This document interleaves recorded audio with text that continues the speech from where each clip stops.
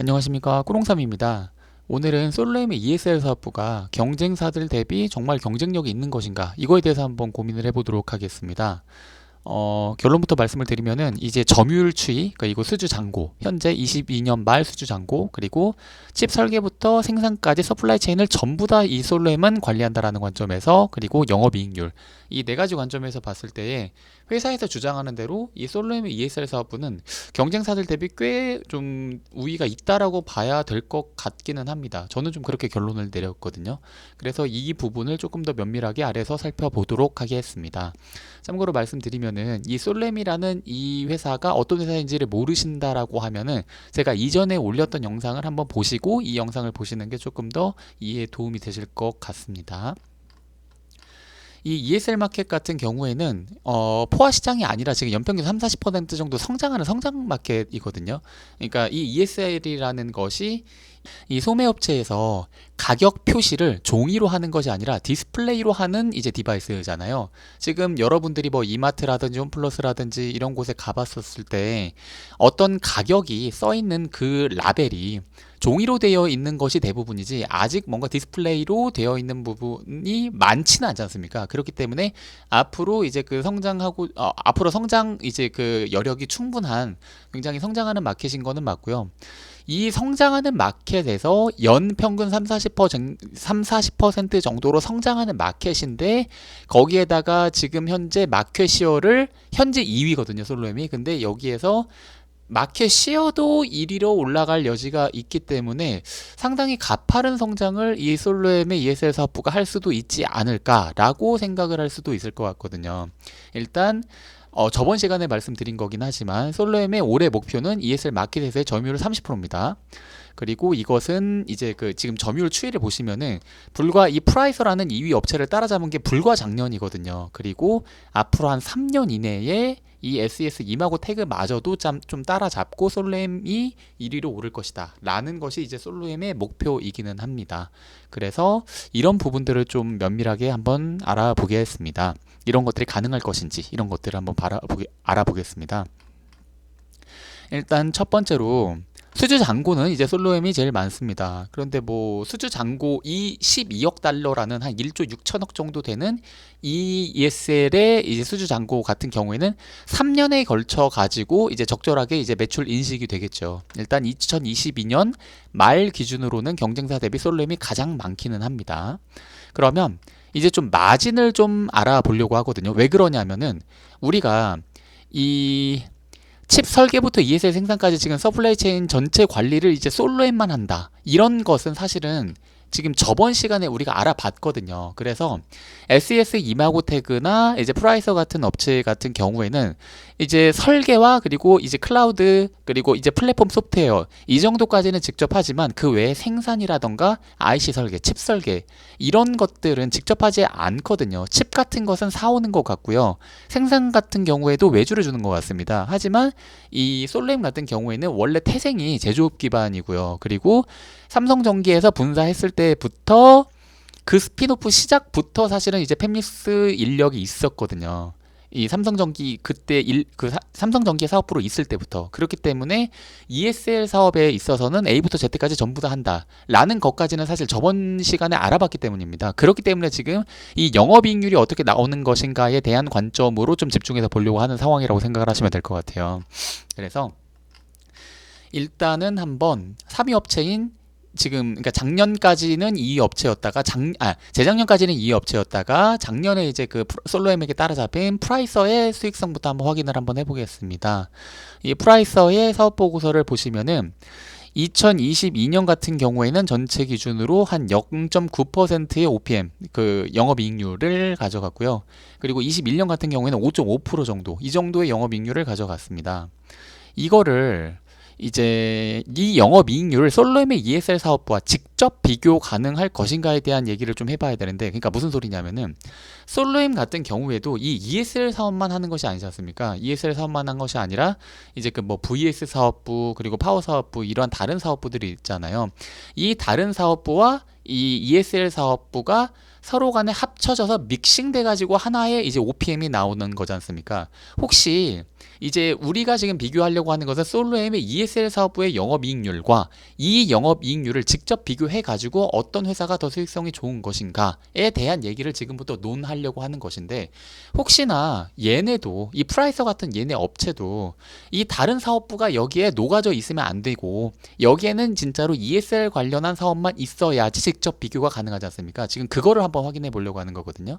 그래서 이제 프라이서의 이제 홈페이지에서 한번 봐 보니까 뭐 일렉트로닉 쉘프 라벨스, 일렉트로닉 디스플레이스, 어태치먼트 이런 것들은 전부 다 리테일과 ESL 관련한 이제 사업 제품인 것도 많고, 제품인 것은 맞고, 이 플랫폼 같은 경우에도 ESL 관련해 가지고 이제 이 리테일 업체에서 어떤 이 ESL과 어떤 이 서비스를 관리 운용하는 어떤 목적으로다가 사용하는 플랫폼이기 때문에 이것들은 전부 다 리테일과 이제 ESL 관련한 사업이라고 봐야 될 것 같아요. 근데 카메라가 이 디바이스 중에 있더라고요. 그래서 이게 뭐지? 라고 해서 좀 자세히 봤는데 이런 제품을 팔더라고요. 근데 이게 뭐냐 하면은 다른 것이 아니고, 여기 보시면은 제가 지금 짤방을 하나 넣어놨는데 이 제품이 재고 소진 여부, 그리고 ESL 이 태그에 들어가 있는 어떤 이 가격 책정이 오작동은 하지 않고 있는지를 바라보고 있는 어떤 그런 기능을 하는 카메라더라고요. 그러니까 이것도 어떤 리테일 관련한 사업이라고, 이 리테일의 유관 제품이라고 봐야 될 것 같아요. 그렇기 때문에 지금 이 프라이서가 영위하는 이 사업 같은 경우에는 전부 다 리테일 ESL 관련한 사업이라고 봐도 될 것 같다라고 저는 좀 결론을 내렸거든요. 오케이. 그러면은 이제 프라이서의 영업이익률은 이제 이거를 사용을 할 거고요. 이제 바로 1위 업체인 SS 이마고태그, 여기의 수익성을 한번 확인 한번 해보겠습니다. 그래서 이 프라이서의 이 사업 보고서를 한번 보니까 이 에비트로 나와 있더라고요. 그러니까 이 EBIT 같은 경우에는 이게 뭐냐 하면은 이렇게 생각하시면 돼요. 그러니까 뭐 다들 아시긴 할 건데, 사실은 영업이익에서 영업 외 손익 있지 않습니까? 영업 외 손익을 차감한 것을 이 EBIT, 에비트라고 부르거든요. 그런데 보통은, 그러니까 보통이라고 얘기하기는 좀 그렇긴 한데, 영업의 수익과 영업의 손실이 거의 비스무리하다라고 하면은 영업의 손익의 값이 그렇게 크지는 않겠죠. 보통 그 영업의 손익이 그렇게 크지는 않는 경우가 많으니까 이 에비트랑 이 영업이익을 그냥 좀 직접 비교해야겠다라는 것을 그냥 제가 지금 여기서 써 놓은 겁니다. 결론적으로 말씀을 드리면은 SS 이마고태그는 지금 현재 그냥 이 영업이익률, 그러니까 정확하게 얘기하면은 에비트율입니다. 근데 그냥 영업이익률이 1.2% 그리고 5.1%다라고 그냥 저는 그게 큰 차이가 안 날 거니까 영업이익률과.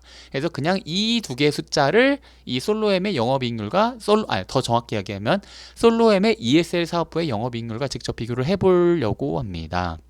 그래서 이제 SS 이마고태그도 역시나 아까 프라이서에서 한 것처럼 혹시나 리테일 ESL 관련한 사업만 있는 것이 맞는지 이것도 한번 확인을 한번 해봤는데, 홈페이지에 보니까 뭐 프라이싱 오토메이션, 셀프 이피션시, 뭐 인스톨 마케팅, 인핸스 인스톨 쇼핑 익스피리언스, 뭐 그러니까 뭐 리테일과 뭐 클라우드, IoT 다 그냥 리테일과 ESL 관련한 사업만 하는 것 같아요. 그러니까 솔로엠의 ESL 사업부에서 영위하는 사업과 큰 차이가 안 난다라는 거죠. 지금 이 SS 이마고태그에서 전체적으로 운영하는 이 비즈니스 모델이 그렇기 때문에 결론적으로 이마고태그에서 지금 영위하는 이 사업은 동일하다. ESL 사업부와 동일하다. 그렇기 때문에 직접 비교 가능하다라고 저는 결론을 내린 겁니다.